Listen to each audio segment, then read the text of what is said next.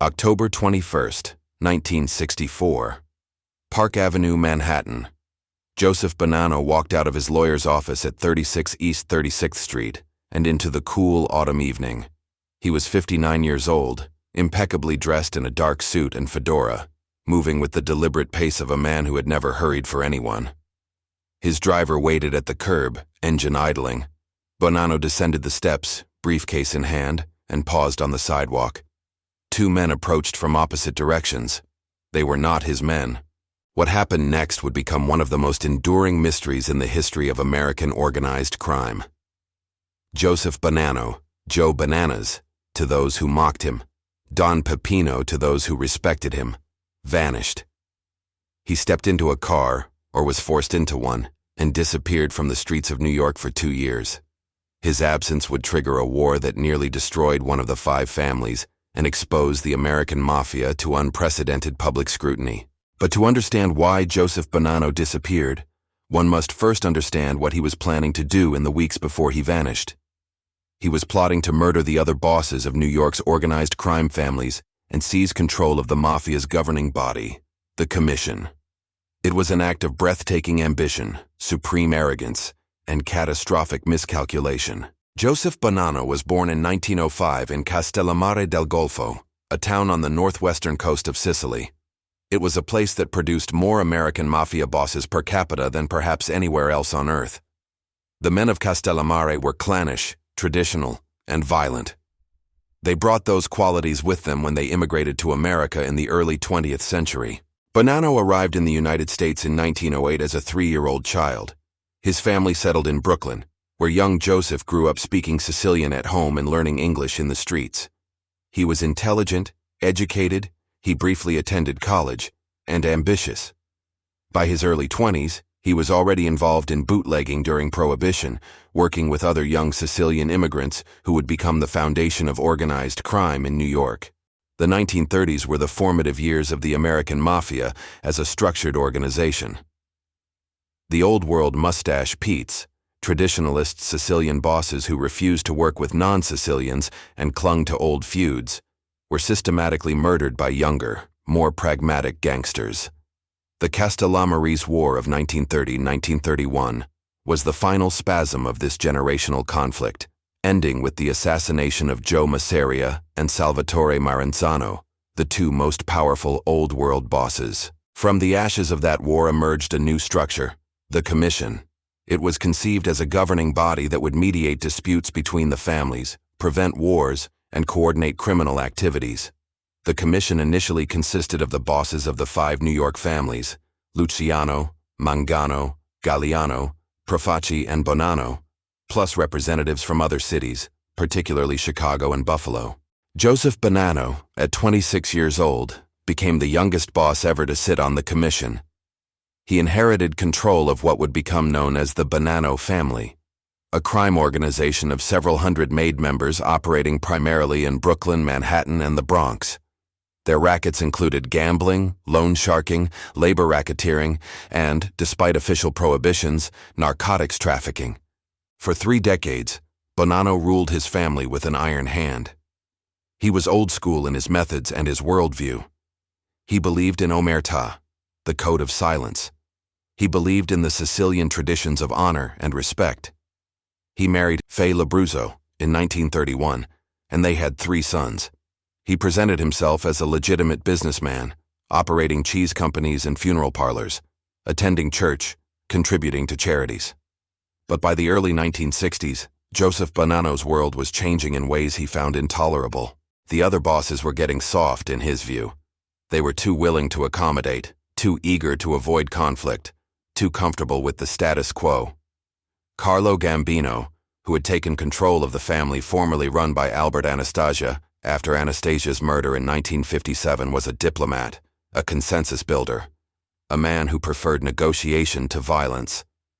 Tommy Lucchese, boss of the family bearing his name, was similarly cautious, calculating, conservative. Bonanno despised them. He saw them as weak, as traitors to the old traditions, as men who had forgotten that power came from the barrel of a gun, not from boardrooms and backroom deals. And Bonanno had another grievance. The commission had been interfering in his family's affairs. When his underboss, Carmine Galante, was sentenced to prison on narcotics charges in 1962, the commission had pressured Bonanno to replace him with Gaspar Di Gregorio, a capo loyal to other families rather than to Bonanno. Bonanno had resisted, but the pressure continued. It was an insult, an intrusion, a challenge to his authority. So Joseph Bonanno decided to act. If the other bosses would not respect him, he would eliminate them and install leaders who would. The plot began to take shape in 1963. Bonanno confided in his son, Salvatore Bill Bonanno, who served as his consigliere. Together, they discussed the possibility of assassinating Carlo Gambino and Tommy Lucchese, the two most powerful bosses on the commission. With those two dead, Bonanno believed he could dominate the remaining families and restore what he saw as proper leadership to the American Mafia. But assassination plots require manpower, and manpower requires trust. Bonanno began sounding out loyalists within his own family, testing their willingness to participate in what would amount to a coup. He also reached out to Joe Magliocco, boss of the Profaci family, which would later become the Colombo family, who had his own grievances against Gambino and Lucchese. Magliocco was receptive. He too felt sidelined, disrespected. He agreed to participate in the plot and assigned one of his most capable soldiers, Joe Colombo, to carry out the actual hits. It was a catastrophic mistake. Joe Colombo, despite his reputation as a loyal soldier, recognized immediately that the plot was doomed. Assassinating two commission bosses would trigger a war that could not be won. The other families would unite against Bonanno and Magliocco. Blood would flow in the streets. Federal law enforcement, already increasing its attention on organized crime after the 1957 Appalachian meeting exposed the Mafia's existence to the public, would descend with full force. Colombo made a choice. He went to Carlo Gambino and revealed the plot. Gambino, the consummate strategist, did not panic. He convened an emergency meeting of the commission, without Bonanno or Magliocco. The bosses discussed the situation and reached a decision. Joe Magliocco would be summoned to explain himself. If he cooperated and named Bonanno as the instigator, he might be allowed to retire peacefully. Joseph Bonanno, however, had crossed a line that could not be uncrossed. He would be killed. Magliocco was called before the commission in the fall of 1963. Faced with the choice between death and cooperation, he chose cooperation. He confirmed that Bonanno had been the architect of the plot. He agreed to step down as boss of the Profaci family and retire. In exchange, his life was spared. He died of natural causes, a heart attack, just a few months later, in December 1963, taking whatever remaining secrets he possessed to the grave. Joseph Bonanno, meanwhile, was blissfully unaware that his plot had been exposed. He continued his daily routine, attending to family business, meeting with associates, planning for a future in which he would rule the commission. Then, in early 1964, he began to sense that something was wrong. Associates were nervous, meetings were canceled, phone calls went unreturned. Bonanno was not a fool. He had survived in the Mafia for 40 years by reading signals, by recognizing when the temperature changed. By the summer of 1964, Bonanno knew he was in danger. The commission summoned him to a meeting, a command appearance where he would be expected to answer questions about the assassination plot. Bonanno understood what such meetings often meant. Men who attended were sometimes carried out. He did not attend. He ignored the summons, claiming illness, offering excuses, buying time. The commission grew impatient. They issued orders. Joseph Bonanno was to be brought before them, by force if necessary. If he continued to refuse, he would be killed. And so on the evening of October 21, 1964, two men approached Joseph Bonanno on Park Avenue. What happened next depends on who tells the story. According to some accounts, Joseph Bonanno was kidnapped by members of rival families acting on commission orders. He was forced into a car at gunpoint, driven to a safe house and held prisoner while the commission decided his fate. According to other accounts, including Bonanno's own later claims, he voluntarily went into hiding, recognizing that his life was in danger, and calculating that his absence would buy him time to negotiate, to plan, to survive. The truth, as with so much in the history of the Mafia, remains elusive. What is certain is that Joseph Bonanno disappeared on October 21, 1964, and did not resurface publicly until May 1966, 19 months later. His disappearance triggered immediate chaos within his family. Without a boss, without clear leadership, the Bonanno organization fractured. Some members remained loyal to Bonanno and his son Bill, who attempted to assume control in his father's absence. Others, fearing the commission's wrath or seeing an opportunity for advancement, aligned with Gaspar Di Gregorio, the capo whom the commission had tried to install as underboss. The commission, eager to stabilize the situation and prevent a power vacuum, officially recognized Di Gregorio as the new boss of the Bonanno family. Di Gregorio, a veteran mobster in his 60s, accepted the position and began consolidating control, demanding that Bonanno loyalists pledge their allegiance or face consequences. Bill Bonanno refused. He considered Di Gregorio a usurper, a puppet of Gambino and the other commission bosses. He rallied loyalists and prepared to fight. The stage was set for war.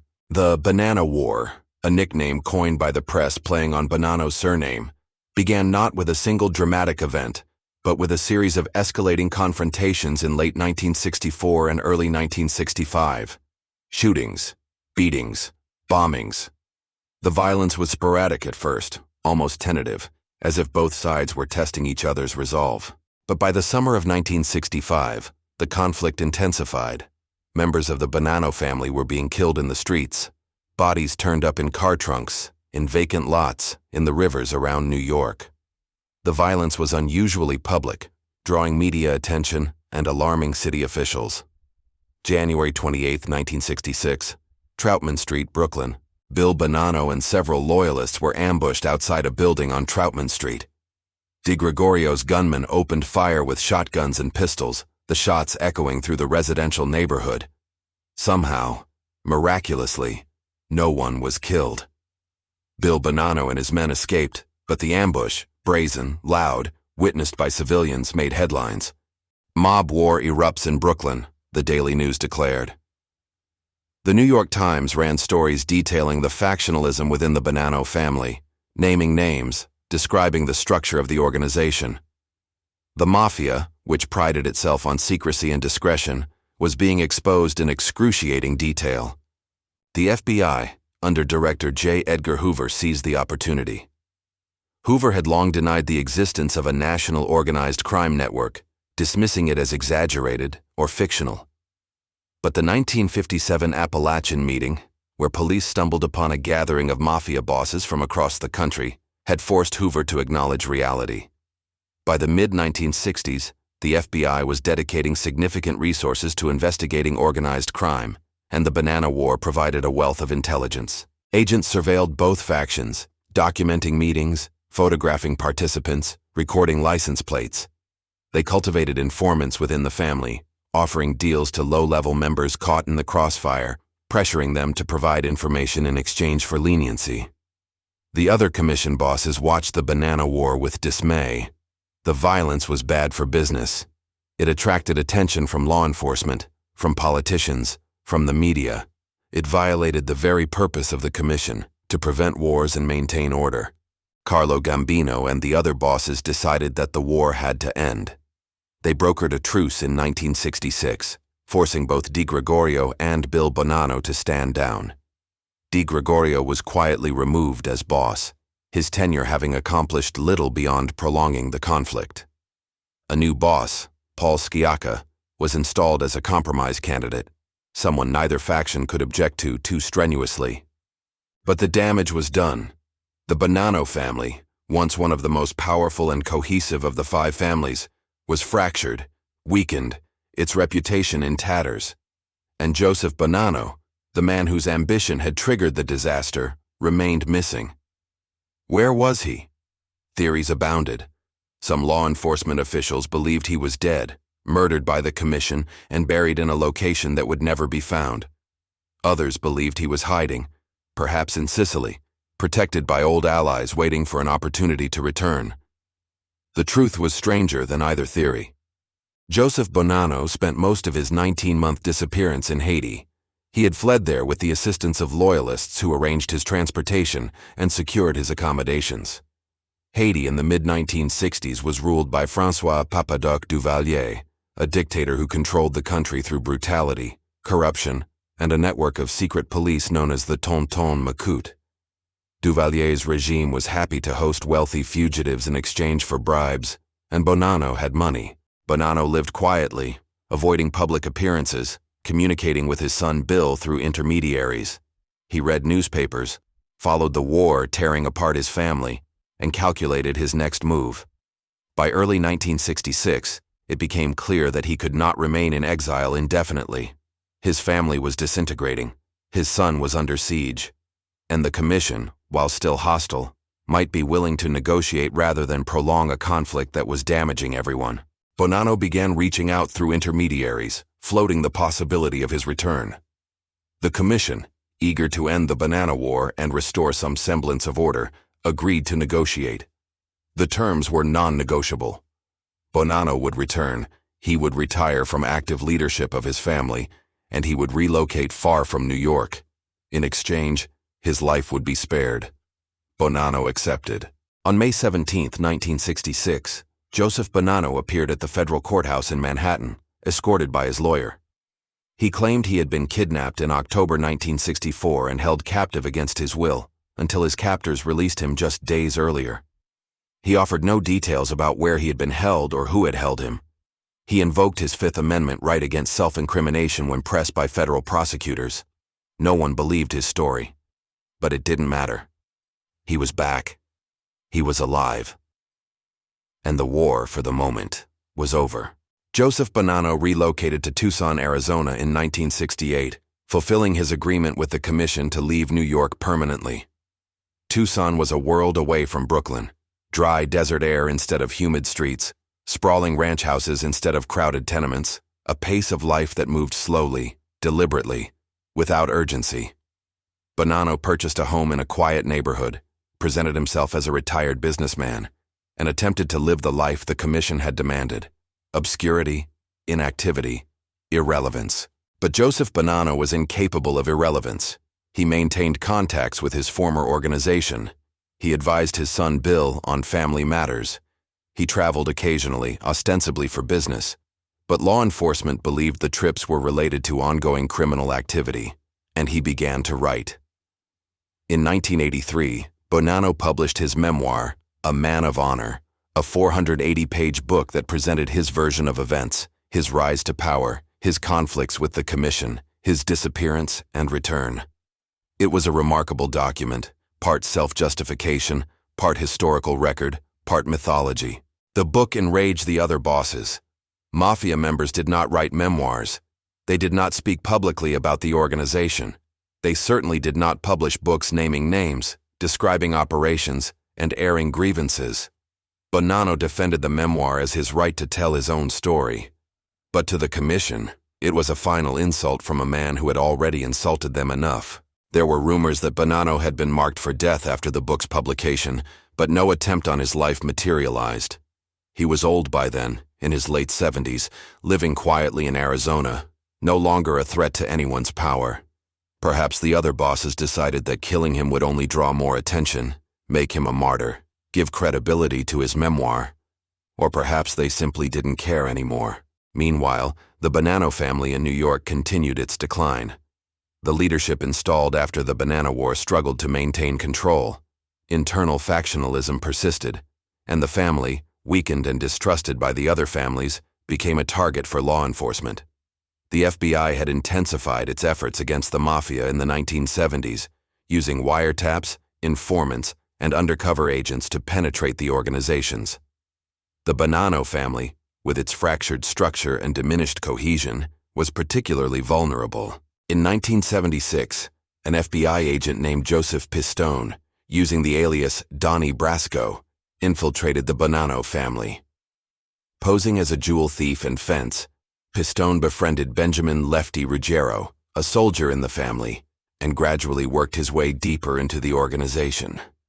Over 6 years, Pistone gathered intelligence on criminal operations, identified key members, and documented activities that would later form the basis for dozens of federal prosecutions. The Donnie Brasco operation was one of the most successful undercover infiltrations in FBI history, and it devastated the Bonanno family. When Pistone's true identity was revealed in 1981, the family's leadership was humiliated. Lefty Ruggiero, the soldier who had vouched for Pistone, was marked for death, not because he was a traitor, but because he had been fooled, and his mistake had brought disaster upon the family. Ruggiero was arrested before the family could kill him, and spent the rest of his life in prison dying of cancer in 1994. The Bonanno family never fully recovered. It remained one of the 5 families in name, but its power, prestige, and influence were shadows of what they had been before Joseph Bonanno's disastrous attempt to seize control of the commission. Joseph Bonanno lived to the age of 97, dying on May 11, 2002 in Tucson. He had outlived his enemies, his allies, and most of his contemporaries. He had survived assassination attempts, federal prosecution, and exile. He had written his memoir, told his story, and refused to the end to express regret for the choices he had made. His funeral was a small private affair. A few family members, a few old friends, a few curious onlookers. No mob bosses attended. No representatives from the 5 families sent condolences. The American Mafia had moved on, and Joseph Bonanno was a relic, a footnote, a cautionary tale. The Bonanno War represents a turning point in the history of American organized crime. It exposed the fragility of the Commission's authority, demonstrated that even bosses were not immune to hubris and miscalculation, and proved that internal conflicts could be as destructive as external threats. The war also marked the beginning of the end for the traditional mafia's dominance in American organized crime. The violence drew law enforcement scrutiny that would intensify over the following decades. The RICO statute, passed in 1970, gave federal prosecutors powerful tools to dismantle entire criminal organizations by charging bosses with conspiracy and racketeering. The FBI's infiltration of the Bonanno family via Donnie Brasco demonstrated that the mafia's vaunted code of omertà could be breached. By the 1980s and 1990s, the 5 families were under siege. The commission itself was prosecuted in the famous commission trial of 1985-1986, which resulted in the convictions of the bosses of the Lucchese, Colombo, and Genovese families, along with underbosses and capos from other families. The trial, which specifically invoked RICO to charge the defendants with running a criminal enterprise, effectively decapitated the mafia's leadership structure. The Bonanno family, having been weakened by the Bonanno War and further damaged by the Donnie Brasco infiltration, was already diminished by the time the broader crackdown began. It survived into the 21st century, but as a shell of its former self, with a fraction of its previous membership and influence. Joseph Bonanno's attempt to assassinate Carlo Gambino and Tommy Lucchese in 1963-1964 seems, in retrospect, staggeringly foolish. He was a powerful boss, respected in his own family, secure in his position. He could have lived comfortably, managed his criminal enterprises, and died peacefully in his sleep. Instead, his ambition and his contempt for the other bosses led him to plot a coup that was doomed from the start. The plot failed because Joe Colombo, the man assigned to carry out the assassinations, recognized it as suicidal and betrayed Bonanno to Carlo Gambino. But even if Colombo had remained loyal, the plot would likely have failed. Assassinating 2 commission bosses would have required perfect execution, absolute secrecy, and immediate consolidation of power. Any delay, any mistake, any leak would trigger a war that Bonanno could not win. Bonanno's greatest miscalculation was underestimating Carlo Gambino. Gambino was everything Bonanno was not: patient, pragmatic, willing to build consensus and alliances rather than rule through intimidation. Gambino understood that power in the modern mafia came not from being the strongest, but from being indispensable, from being the man other bosses turned to for advice, mediation, and leadership. When Gambino learned of Bonanno's plot, he did not respond with immediate violence. He convened the commission, built a consensus, isolated Bonanno politically before moving against him physically. It was a masterclass in strategic thinking, and it ensured that when Bonanno disappeared in October 1964, the other families would support Gambino's actions rather than question them. Bonanno's 19-month disappearance remains one of the great mysteries of mafia history. His own account, that he was kidnapped and held captive, was almost certainly a fabrication, a story designed to save face and avoid admitting that he had fled in fear. But the details of where he was, who helped him, and how he negotiated his return have never been fully confirmed.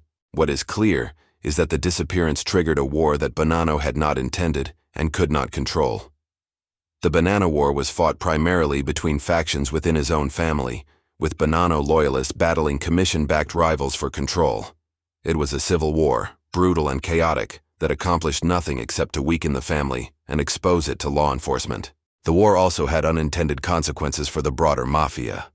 The public violence, the newspaper headlines, the FBI surveillance, all of it contributed to a growing awareness among law enforcement and policymakers that organized crime was a serious, national problem that required federal intervention. The RICO statute passed in 1970 was a direct response to this awareness, and it would become the primary legal tool used to dismantle the mafia over the following decades. Joseph Bonanno's memoir, A Man of Honor, published in 1983, was another unintended legacy.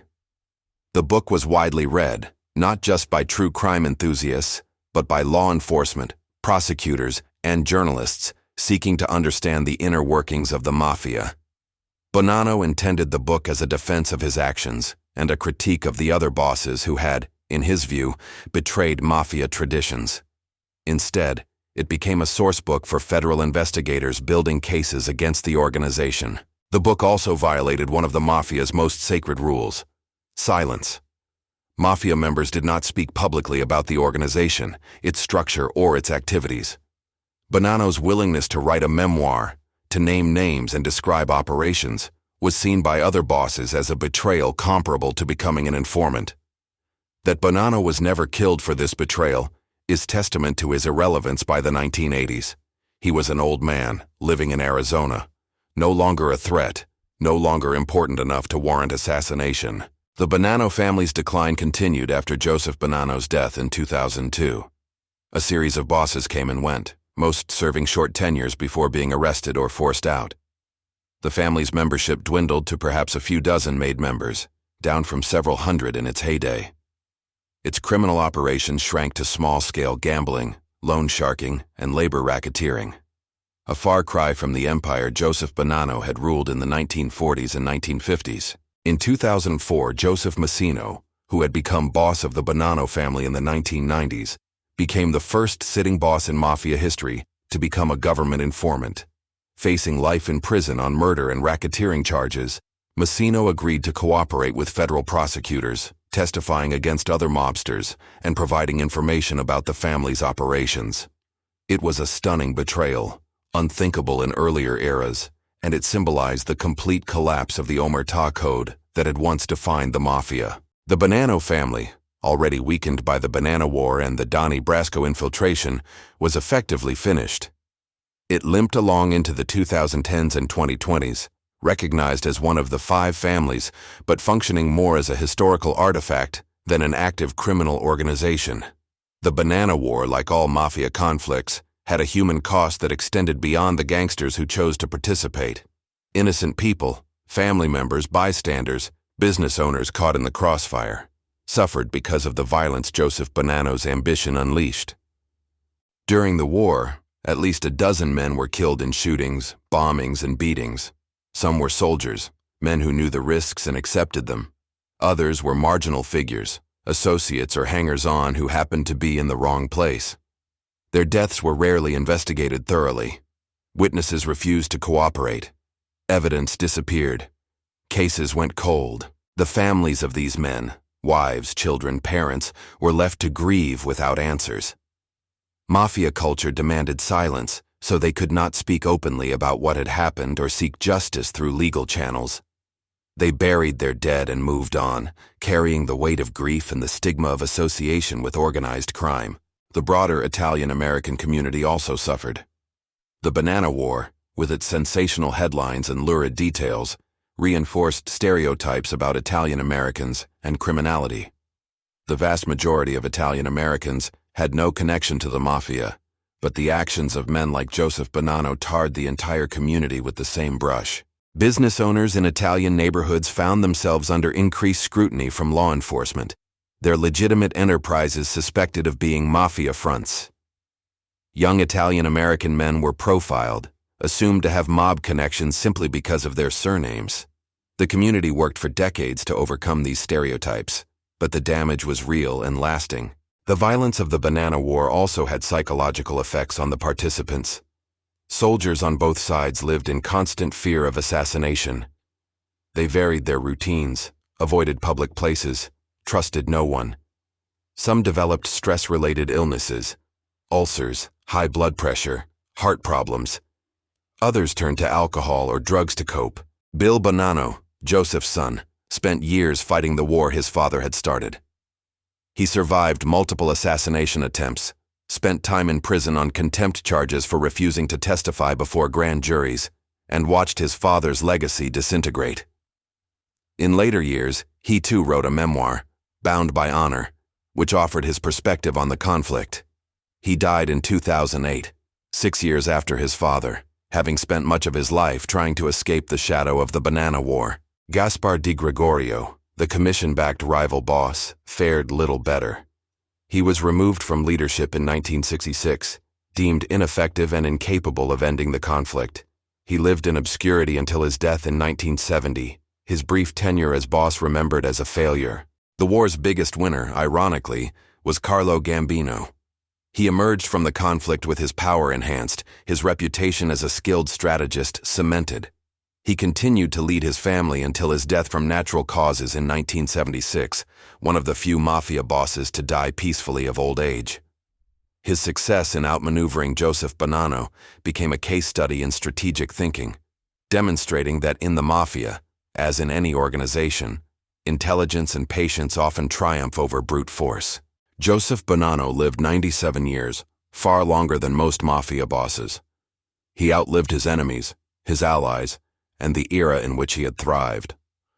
By the time he died in 2002, the world he had known, the world of omerta and commission meetings, of territorial disputes and codes of honor, had largely disappeared. The modern mafia, to the extent it still existed, was a diminished thing, prosecuted relentlessly by federal authorities armed with RICO statutes and surveillance technology, infiltrated by undercover agents and informants, exposed by cooperating witnesses willing to testify in exchange for lighter sentences. Bonanno's legacy is complex.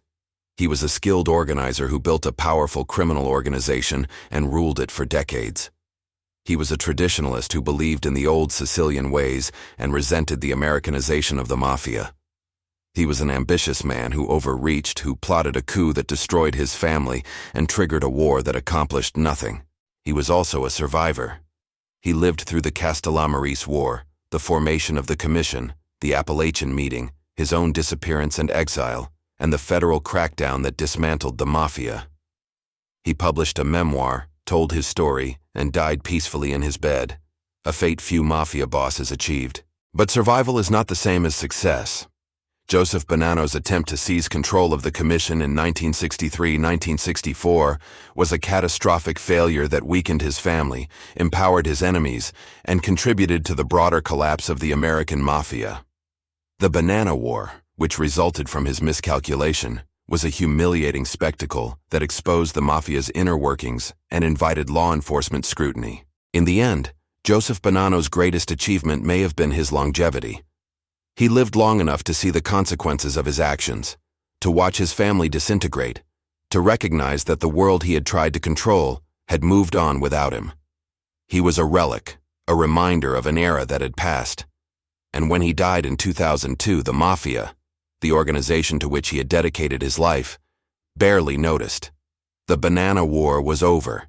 It had been over for decades, but its effects, the weakened Bonanno family, the emboldened federal prosecutors, the shattered myth of mafia invincibility, endured. Joseph Bonanno had wanted to be remembered as a man of honor, a leader who upheld tradition and commanded respect. Instead, he is remembered as the man who started a war that destroyed his family, disappeared for 2 years to save his own life, and lived long enough to see everything he built crumble into dust. It is not the legacy he intended, but it is the legacy he earned.